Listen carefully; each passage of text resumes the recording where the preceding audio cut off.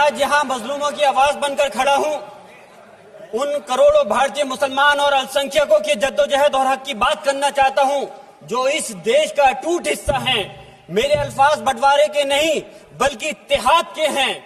मेरे अल्फाज मायूसी के नहीं बल्कि एक उम्मीद के हैं।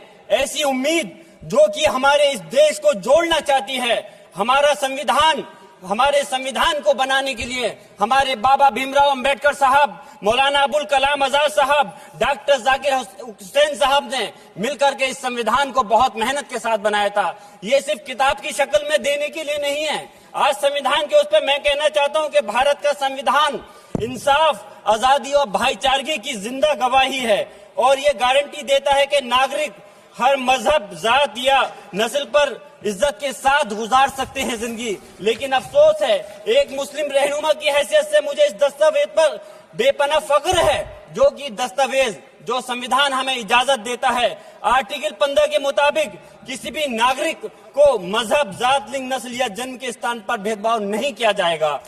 आर्टिकल 19 में बोलने के अभिव्यक्ति की आजादी का हक दिया गया है जो कि हमारे अधिकारी को हक की आवाज को छीनने का आप काम कर रहे हैं। आर्टिकल 25 अपने मजहब को मानने और उस पर अमल करने की आजादी देता है। आर्टिकल 29 के तहत अल्पसंख्यकों के हकों की हिफाजत करने के लिए प्रावधान किए गए हैं। लेकिन आप तो हमारे हकों की छीनना चाहते हैं।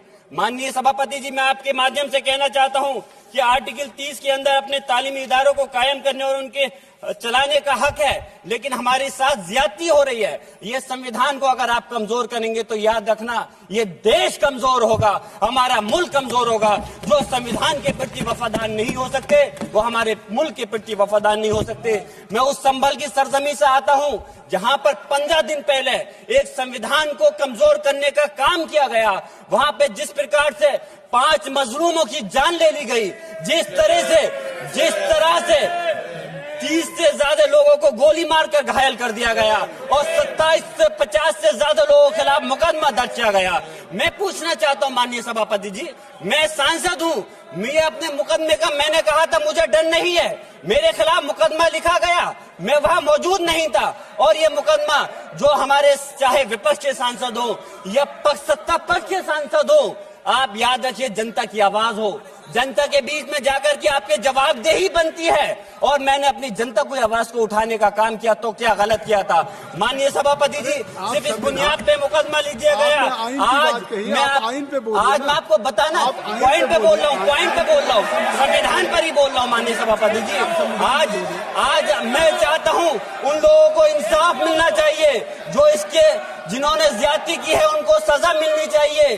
और आज एक इमाम को सिर्फ इसलिए गिरफ्तार कर लिया गया संभल के अंदर कि सिर्फ उन्होंने अजान लाउड स्पीकर से दे दी थी। अफसोस है कि आज हमारे साथ ऐसी ज्यादती हो रही है। माननीय अध्यक्ष जी, हमारे संविधान किसानों को मजबूती की बात करता है जो इस देश की रीढ़ की हड्डी है।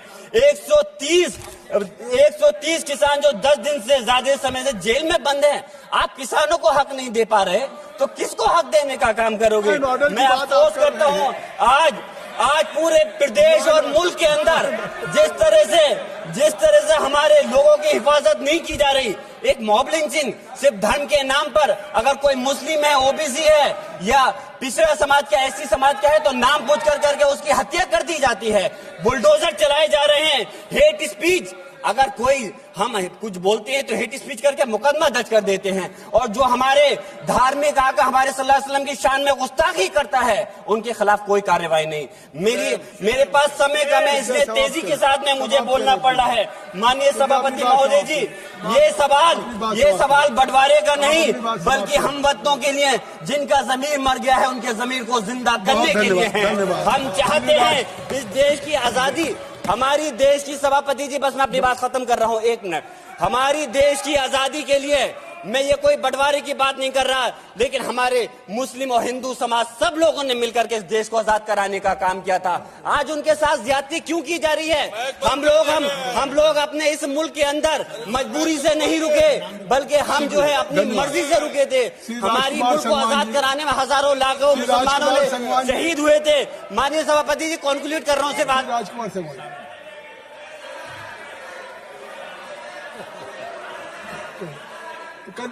आप कंक्लूड करें ना।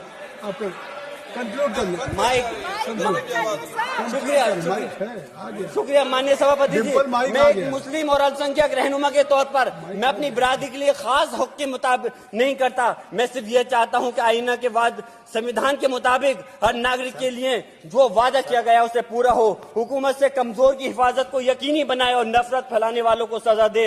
और मैं अपनी बात इस शेर के साथ खत्म करना चाहता हूं जो कि हबीब जालिब का शेर है। ऐसे जुल्म सुबह बेनूर को मैं नहीं मानता, मैं नहीं जानता, मैं भी खाइफ नहीं तख्ताए दार से, मैं भी मंसूर हूं कैदो अगयार से, क्यों डराते हो जिंदान की दीवार से, जुल्म की बात को जहल की रात को मैं नहीं मानता, मैं नहीं जानता। श्री राजकुमार संगवान जी।